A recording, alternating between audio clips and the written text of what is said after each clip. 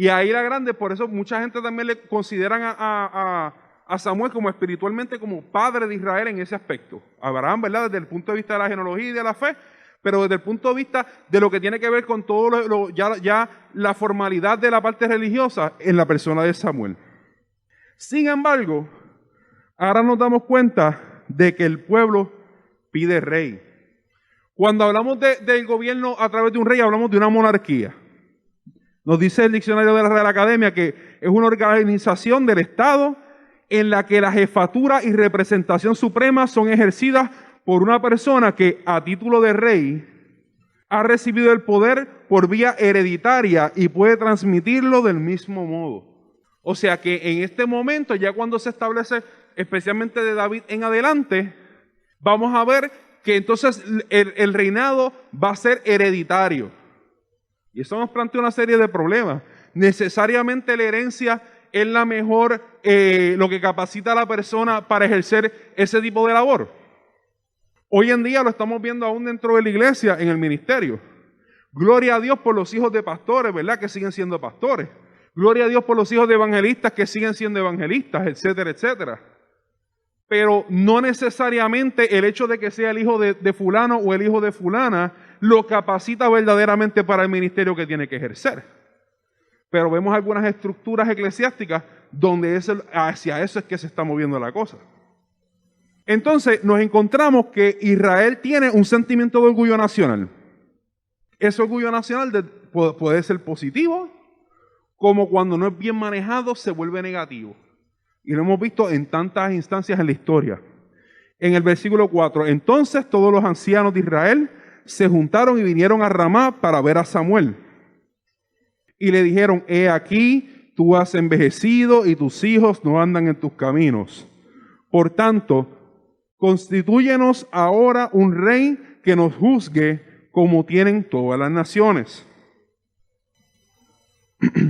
En este momento, Israel depende mucho de Samuel. Y aquí tenemos una situación desde el punto de vista espiritual. Y es que ciertamente Dios establece hombres y mujeres a través de los cuales se realizan ministerios y dirigen a su pueblo para todo lo que tiene que ver. Predicación de la palabra, enseñanza, en ese tiempo el sacrificio. Es una figura importante.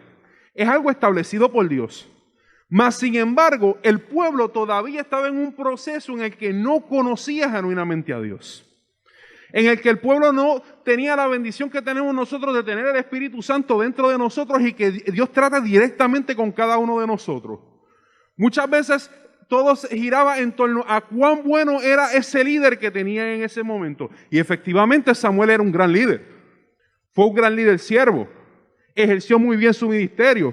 Dice la palabra en el capítulo 13, si no me falla la memoria, que dan loores en torno a su justicia, a cómo él administraba bien la justicia en medio del pueblo de Israel. Pero ¿qué pasa? El pueblo estaba mirando ese caudillo. El pueblo estaba mirando ese líder y estaba enfocado más en el líder que en la persona de Dios. Entonces, ¿qué ocurre? Como ocurre con todos nosotros, Samuel empieza a entrar en edad. La preocupación genuina del pueblo era, bueno, si lo trasladáramos a hoy, ¿verdad? Dice, nuestro pastor está viejito, ¿qué vamos a hacer? ¿Por qué están mirando para acá? El pastor está entero. Estamos hablando de... Estamos haciendo una alegoría ahí, ¿verdad?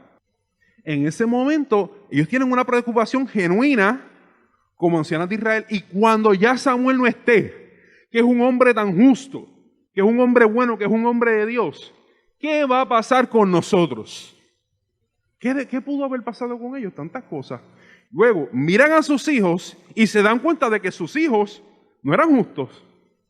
Hay una gran realidad, y es que en muchas ocasiones los hijos del hombre y de la mujer de Dios no necesariamente van a actuar con la misma justicia y con la misma piedad que actuaron sus padres.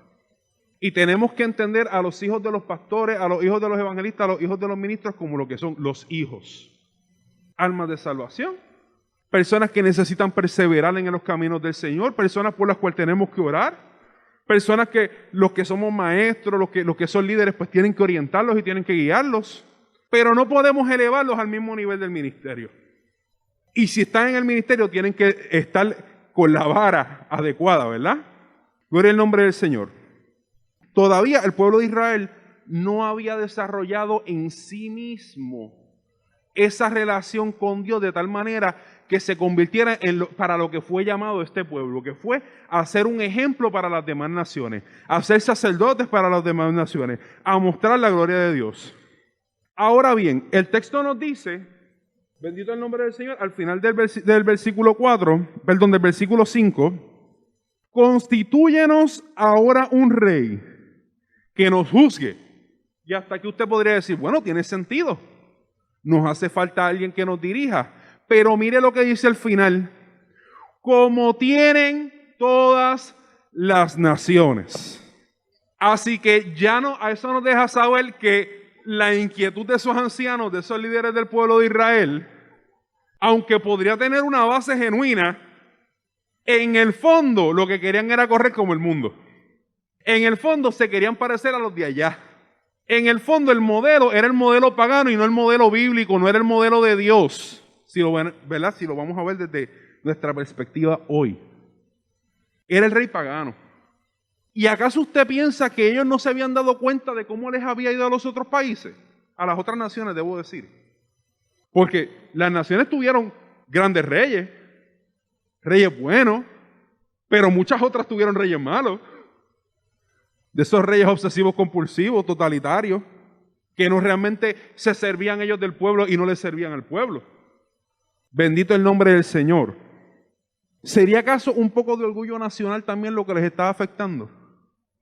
Y no voy a entrar en ejemplos, ¿verdad? Pero todos conocemos, el que sabe un poquito de historia sabe que muchos países que han asumido roles imperialistas y todas estas cosas y conquistando, nos vamos a la Segunda Guerra Mundial y por ahí en la historia un montón de casos, que ese orgullo, cuando no está bien balanceado, ¿qué puede hacer? Que nos creamos mejor que los otros, o queramos ser como los otros, o queramos sobrepasar a los otros, y queramos conquistar a los otros. Y ahí vienen una serie de problemas en el ambiente político. Amén. Estos ancianos se les había desviado el corazón, ya tenían en ellos un germen, ¿verdad? Que había entrado y que estaba corrompiendo su corazón. Dijimos ya que estaba todo enfocado en la persona de Samuel, que era el hombre de Dios, que era una persona buena, que era una persona justa, que había hecho bien su trabajo, pero que no era Dios. Y segundo, hemos dicho de que a la hora de buscar un líder, lo que hicieron fue pedirle ¿a quién? A Samuel. ¿A quién debieron ellos consultar? Gracias, pastor. A Jehová Dios. ¿Qué diferente hubiese sido si hubiesen ido a donde Samuel y hubiesen dicho, Samuel, estás viejito, tus hijos están descarriados, vamos a orar por ellos, pero si tú nos faltas, necesitamos a alguien que nos ayude a dirigir el barco. Vamos a orar juntos. Vamos a orarle a Dios para que Dios te muestre como profeta quién es el hombre o la mujer de Dios que va a dirigir este pueblo. Esa visión ellos no la tuvieron.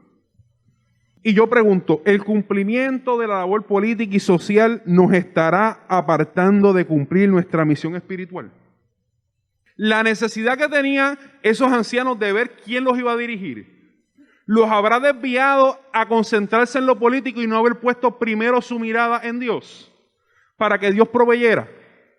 Si lo trasladamos a nuestra realidad hoy, hay unas cosas que hay que realizar, hay decisiones que tenemos que tomar. Hay cosas en la sociedad donde la iglesia se tiene que inmiscuir, ciertamente.